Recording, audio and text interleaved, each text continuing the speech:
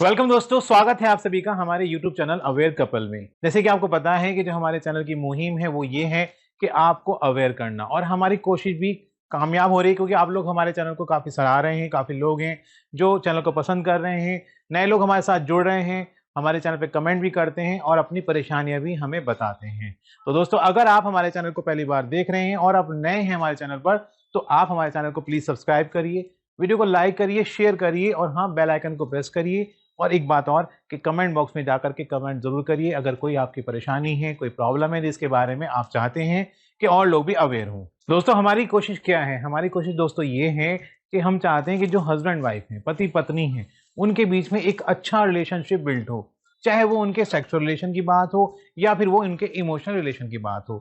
But relationship ऐसी हो कि जिसमें मज़बूती हो और कभी कोई दरार ना पाए। गाइस, अगर आपने हॉलीवुड की मूवी देखी होंगी तो उसमें आपने देखा होगा कि एक काउंसलर होता है जो उनको अपने हस्बैंड वाइफ को अगर बीच में कोई प्रॉब्लम चल रही है तो वो उनको बुलाते हैं ऑफिस में और बाकायदा दोनों की उनकी काउंसलिंग की जाती है, उनको समझाया जाता है, उनकी प्रॉब्लम्स को सुना जाता है और वो काउंसलर उनकी काउंसलिंग करके कोशिश करता है कि उनके बीच में, दोनों के बीच में सुलह हो जाए और जो उनका झगड़ा है वो खत्म हो जाए। लेकिन अगर आप देखें कि भाई आपके कोई, अब ये हॉलीवुड मूवी की बात नहीं हो रही है, मान लीजिए अगर किसी के हस्बैंड वाइफ के बीच में कोई प्रॉब्लम होती है तो कोई तीसरा बंदा ऐसा होता है जो बीच में मीडिएटर का काम करता है और उसकी कोशिश ये रहती है, अगर वो वाकई में सीरियस कोशिश कर रहा है, कि दोनों के बीच में सुलह हो जाए और दोनों का जीवन जो है वो अच्छे से व्यतीत हो जाए।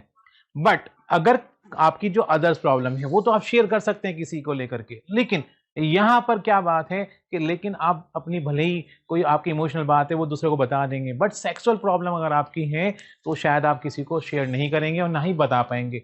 वो दूरी हम दूर कर रहे हैं आपकी अवेयर कपल चैनल के माध्यम से, कि अगर आपकी कोई ऐसी प्रॉब्लम है जिसको लेकर के, सेक्सुअल प्रॉब्लम है जिसको लेकर के आपके और आपकी पत्नी के बीच का जो रिलेशनशिप है उसमें प्रॉब्लम आ रही है, तो आप बेहिचक हमसे पूछ सकते हैं। अपनी जो प्रॉब्लम है उसका सॉल्यूशन आप, हम कोशिश करेंगे कि आपको पहुंचा दें आप तक। गाइज, इतना ही नहीं, हमारी वेबसाइट है awarecouple.com के नाम से वेबसाइट है, लिंक आपको नीचे डिस्क्रिप्शन में मिल जाएगा।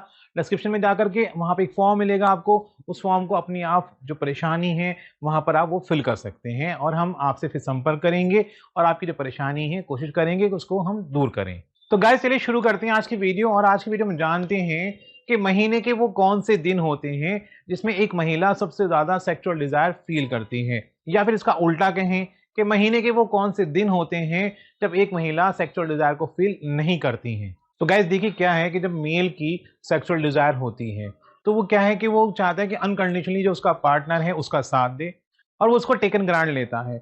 और ऐसी कंडीशन में जो फीमेल है वो, उनका भले ही मन ना कर रहा हो, लेकिन वो अपने अपने हस्बैंड का मन रखने के लिए, वो ये सोचने कि मेरे हस्बैंड को बुरा ना लगे, तो वो इस क्रिया को कर लेती हैं। लेकिन ऐसी कंडीशन में फीमेल्स के ऊपर क्या असर होता होगा, क्या उनकी फीलिंग होती होगी, क्या कभी आपने सोचा है? क्योंकि हमारा जो समाज है उसके अंदर पुरुषों को महत्व दी जाती है और जो महिलाएं हैं, फीमेल हैं, उनकी फीलिंग्स को उस तरह से नहीं समझा जाता, उसको दरकिनार किया जाता है।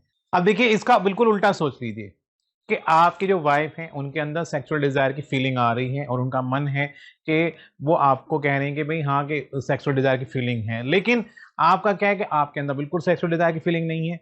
और ऐसी कंडीशन में क्या होगा कि आपके लाइफ पार्टनर को कहीं ना कहीं बुरा लगेगा और आपकी इमेज कहीं ना कहीं खराब होगी। अब गाइज, ये बात यहाँ पे क्यों आई जिसमें हमने वीडियो शुरू करी कि महीने के कौन से दिन फीमेल्स के लिए मायने रखते हैं सेक्सुअल डिजायर फीलिंग के लिए, और मेल्स के लिए क्यों नहीं रखते हैं?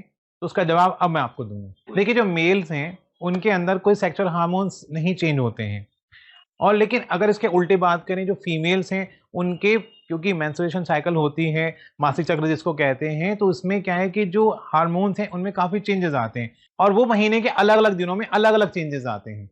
तो इस वजह से क्या है कि हो सकता है कि जब उनको इस तरह की कोई परेशानी हो रही हो और वो इस तरह की किसी क्रिया से गुजर रही हो तो उनका मन ना हो, उनके अंदर सेक्सुअल डिजायर की फीलिंग ना हो। तो गाइज, इसी तरह से क्या है कि महीने के कुछ दिनों में तो जो फीमेल्स हैं वो सेक्सुअल डिजायर ज्यादा फील करती हैं, बाकी महीने के कुछ दिनों में ऐसा होता है कि वो सेक्सुअल डिजायर कम फील करती हैं या बिल्कुल फील नहीं करती हैं। अब मैंने आपको रीजन तो बता दिया, अब मैं आपको बताता हूँ वो कौन से दिन हैं जिसमें कोई हेल्दी फीमेल जो है वो सेक्सुअल डिजायर ज्यादा फील करती हैं।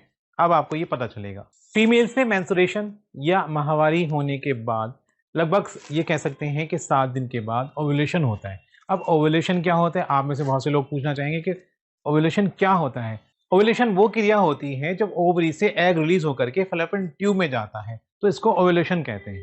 और फैलोपियन ट्यूब वो एरिया होता है जहां स्पर्म और एग आपस में मिलकर के फर्टिलाइजेशन का क्रिया करते हैं और उसके फलस्वरूप महिला के शरीर में भ्रूण बनना शुरू होता है। तो गाइस, जैसे कि मैंने बताया कि ओव्यूलेशन जो है वो 7वें दिन होता है, लेकिन ये क्या है कि अलग अलग महिलाओं में अलग अलग टाइम भी हो सकता है, किसी को तीसरे चौथे दिन भी हो सकता है। लेकिन क्योंकि हर जो महिला है उनकी जो मेंस्ट्रुएशन साइकिल है वो अलग अलग होती है, तो ये मैंने आपको एक अंदाजन बताया है।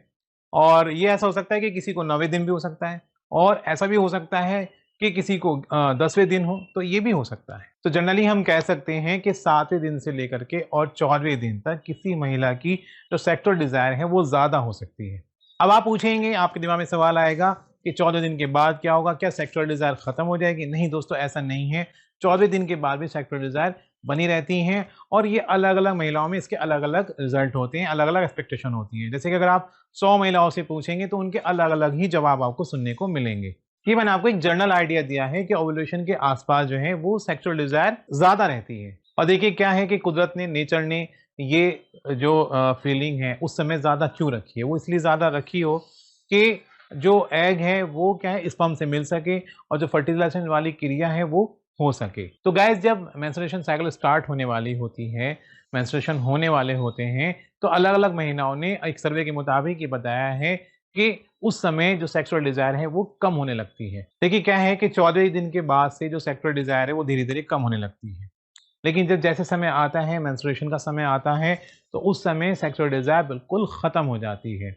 ऐसा अगर एक सर्वे के अंदर पाया गया है। और अगर महिलाओं से बात करें और आप 100 महिलाओं से बात करते हैं, तो सभी महिलाओं का लगभग लगभग यही जवाब होगा कि जैसे जैसे मेंस्ट्रुएशन साइकिल नजदीक आती है, मेंस्ट्रुएशन का टाइम नजदीक आता है, ऐसे ऐसे जो सेक्सुअल फीलिंग है वो कम हो जाती है और एक टाइम में बिल्कुल खत्म हो जाती है।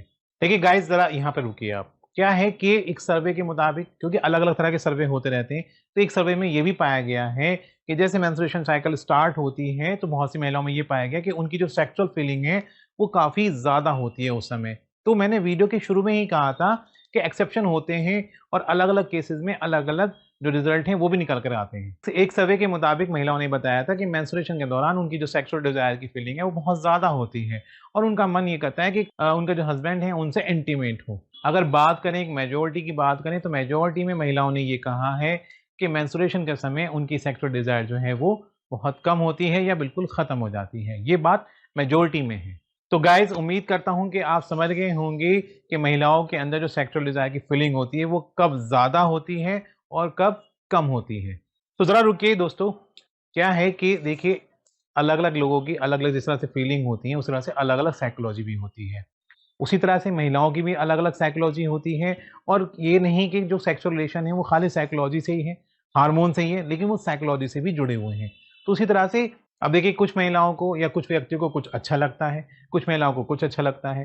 तो इसका मतलब ये है कि हार्मोन्स के अलावा उनकी जो साइकोलॉजी है वो भी डिपेंड करता है उनकी सेक्सुअल डिजायर को लेकर के। तो देखिए क्या है कि कभी कभी साइकोलॉजिकल हिसाब से अगर देखा जाए तो हार्मोन्स ही नहीं, साइकोलॉजिकल वे में अगर आप जाएंगे तो उसमें भी क्या है कि डिजायर उत्पन्न हो जाती हैं। जैसे कि क्या है, मान लीजिए कि अगर मान लीजिए हार्मोनल जो तरीका है उसके हिसाब से तो सेक्सुअल डिजायर नहीं है, लेकिन आपके किसी एक्स से, आपके किसी क्रिया से ऐसा है कि उनके अंदर सेक्सुअल डिजायर की फील आ जाती है, तो वो साइकोलॉजिकल हो सकता है। खैर, मेरा जो मकसद था वो ये था कि हार्मोन्स के जरिए मैं आपको बताऊं कि सेक्सुअल डिजायर का कम होना और ज्यादा होना।